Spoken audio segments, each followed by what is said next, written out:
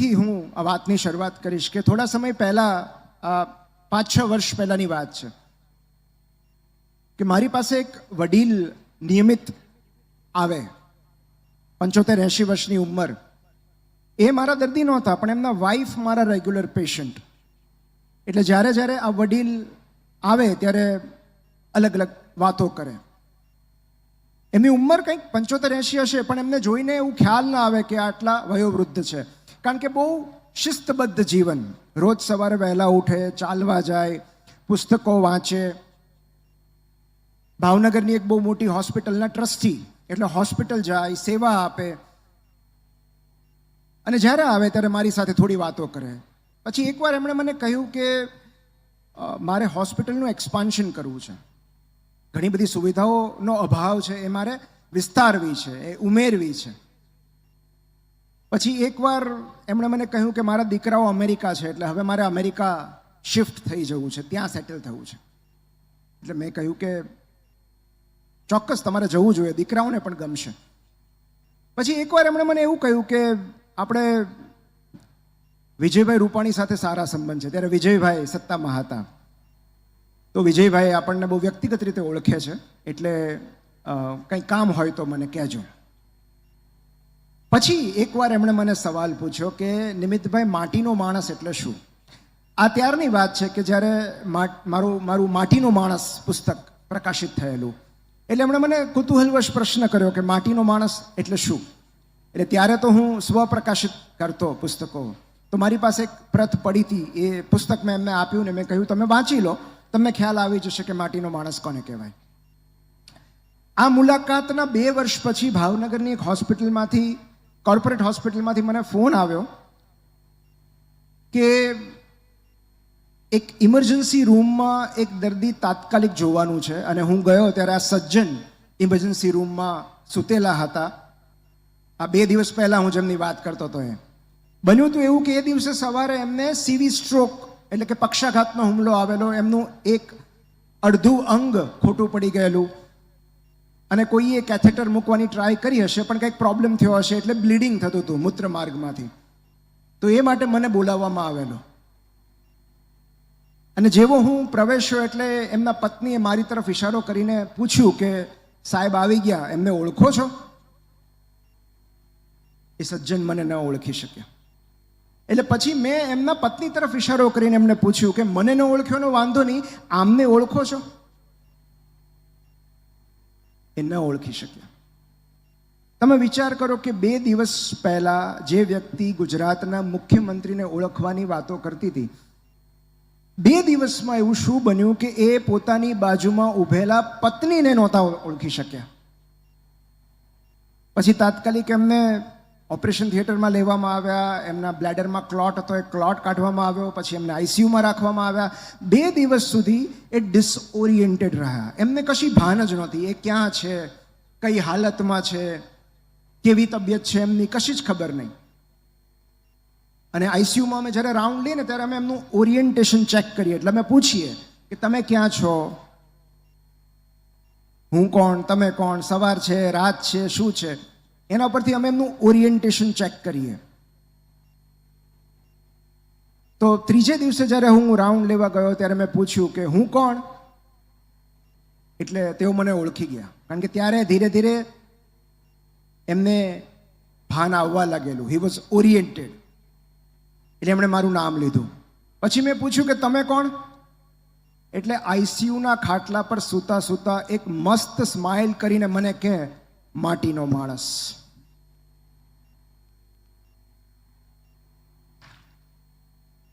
પછી એમણે મને કહ્યું કે નિમિત્તભાઈ, માટીના માણસનો અર્થ સમજવા માટે મારે છેક આઈસીયુ સુધી આવવું પડશે, એની મને નહોતી ખબર.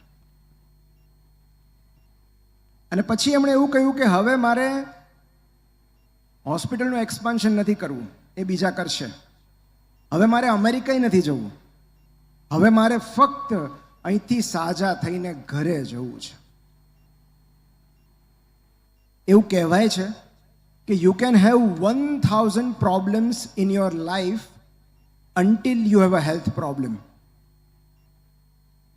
જ્યાં સુધી સ્વાસ્થ્ય સંબંધિત સમસ્યાઓ ઊભી નથી થતી ત્યાં સુધી તમારા જીવનમાં 1000 સમસ્યાઓ હશે, પછી એક જ સમસ્યા હશે. અને એટલે જ એક તંદુરસ્ત માણસની 1000 ઈચ્છાઓ હોય છે, એક બીમાર વ્યક્તિની એક જ ઈચ્છા હોય છે, સાજા થવું તે. અને એટલે જ્યારે આપણે સ્વસ્થ હોઈએ છીએ ત્યારે આપણે એને બહુ સહજતાથી લઈએ છીએ. એ સ્વસ્થ હોવાની કદર આપણે કરતા નથી. અમુક ઉંમર પછી સૌથી લાંબુ અંતર આપણી પથારીથી આપણા વોશરૂમ સુધીનું હોય છે. કારણ કે અમુક લોકો સમયસર અંદર સુધી પહોંચી નથી શકતા અને અમુક લોકો સમયસર બહાર નથી નીકળી શકતા.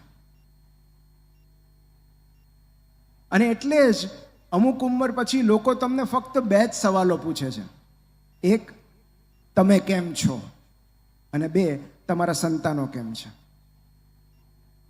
કારણ કે આ 2 જ જવાબો મેટર કરે છે. આ 2 જ જવાબો મહત્વના છે. તમે કેમ છો મતલબ કે તમે હેલ્ધી છો, તમે સ્વસ્થ છો.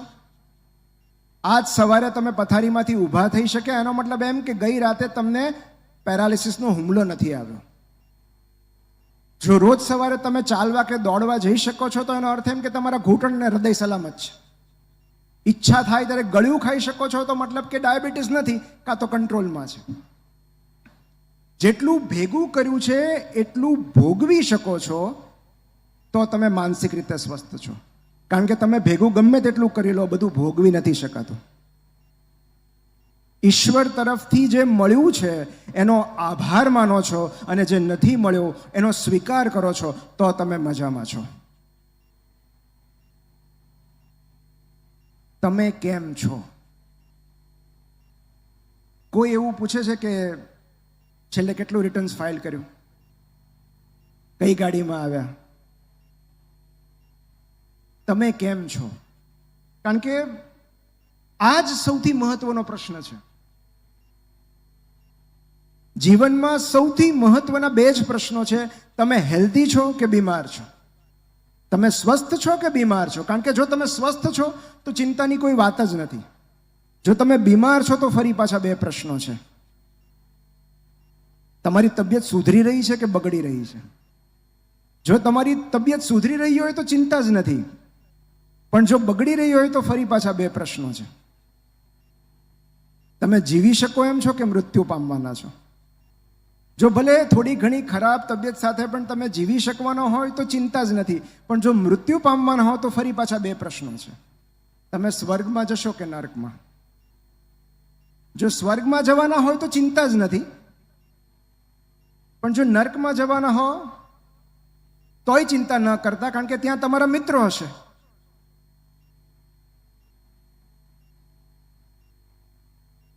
આ છોકરાઓને મજા આવી ગઈ. પણ આ તો એક હળવી વાત કરી, પણ પદ્મ વિભૂષણ વિજેતા અને કાર્ડિયોલોજિસ્ટ ડૉક્ટર BM હેગડે હેલ્થની બહુ સરસ ડેફિનેશન આપી છે. મને એ વ્યાખ્યા બહુ જ ગમે છે. અને એમણે એવું કહ્યું છે કે if you can laugh, if you can slip and if you can love, you are healthy. જો તમે ખડખડાટ હસી શકો છો, ઘસઘસાટ ઊંઘી શકો છો અને લોકોને પ્રેમ કરી શકો છો તો તમે સ્વસ્થ છો. અને આ જ સ્વાસ્થ્યનું રહસ્ય છે. કારણ કે સ્વાસ્થ્યનો મતલબ ડિઝીઝની ગેરહાજરી નથી. It is the presence of ease. જ્યારે તમને નિરાંત હોય, when you are at ease with yourself and with the world, at ease and at peace. કારણ કે આ જે વાત છે ને કે પ્રેમ કરવો જરૂરી છે. જ્યાં સુધી તમે જગતને પ્રેમ કરતા રહો છો ત્યાં સુધી તમે હેલ્ધી છો.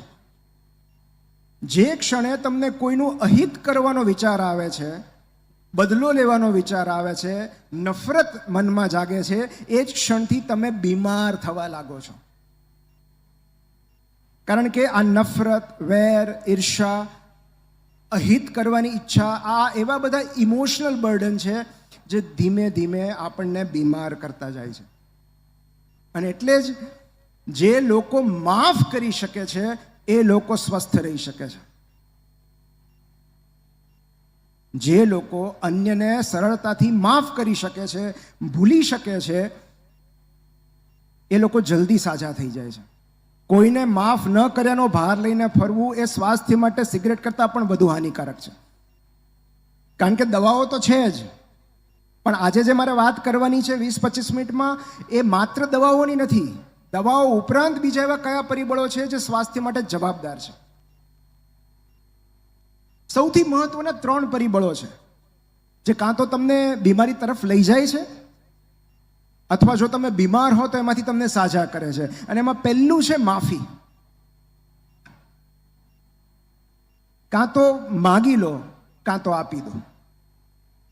બહુ હળવાશ અનુભવાશે. કારણ કે જેમની પાસે ખુશ રહેવાના કારણો હોય છે, એમની પાસે બદલો લેવાનો સમય નથી હોતો. બીજું છે પ્રેમ.